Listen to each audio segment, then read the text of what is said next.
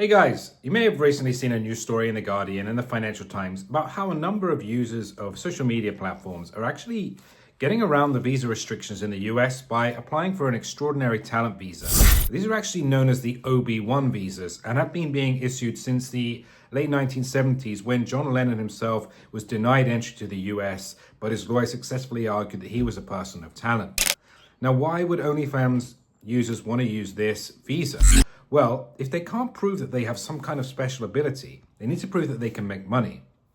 And actually, because OnlyFans records a lot of metrics and gives you a lot of proof, it's very easy for models with a high following to be able to utilize this visa.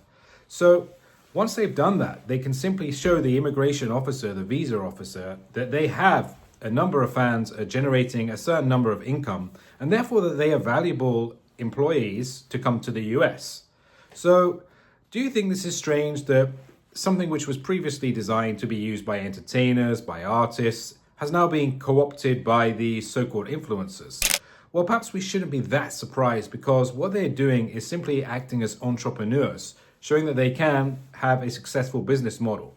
And I got to thinking, which models are going to make use of this visa? Well, we don't actually know how many of the visas granted were to OnlyFans models, but there's a number of successful British OnlyFans models who I think could probably take advantage of this visa loophole. The number one girl I'm interested in is Madeleine Wright. Now, she's had a bit of a checkered career, shall we say, because she has played for a number of British football clubs. And one of them, in fact, notoriously banned her from playing when they found out about her OnlyFans site. But she's really thrived off the notoriety and is still producing content on OnlyFans. And is also playing for Chatham Town Ladies FC. I don't know how good they are, although they did win a recent FA Cup game. So maybe Madeleine had something to do with that, who knows. But Madeleine Wright, I can see, could easily be successful stateside. Who else? Well, there's a number of successful British OnlyFans young teenage models, such as this one here, who I've recently found out about.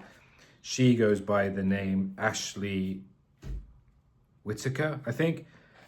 She describes herself as being 18, does some fairly explicit stuff. Then we have Tilly Harrington, again, a nice young model. I think she's a dental hygienist. It's really interesting how some of them actually kind of exploit their career. They make a note of what they do. And you often wonder, they've got to be really careful, because that could seriously jeopardize their position. Then we have Amber James. I don't know much about her.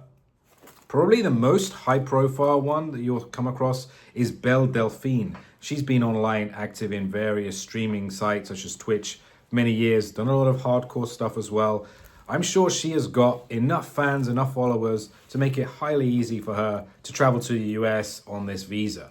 I can't see why anybody in the US would want to stop these attractive models from traveling, because, as I say, they provide a lot of entertainment, they have regular subscribers, and they make money. So America would love to take a cut of all of that. So guys, which Asian OnlyFans models or influencers would you love to see working stateside? See you next time, guys. Bye-bye.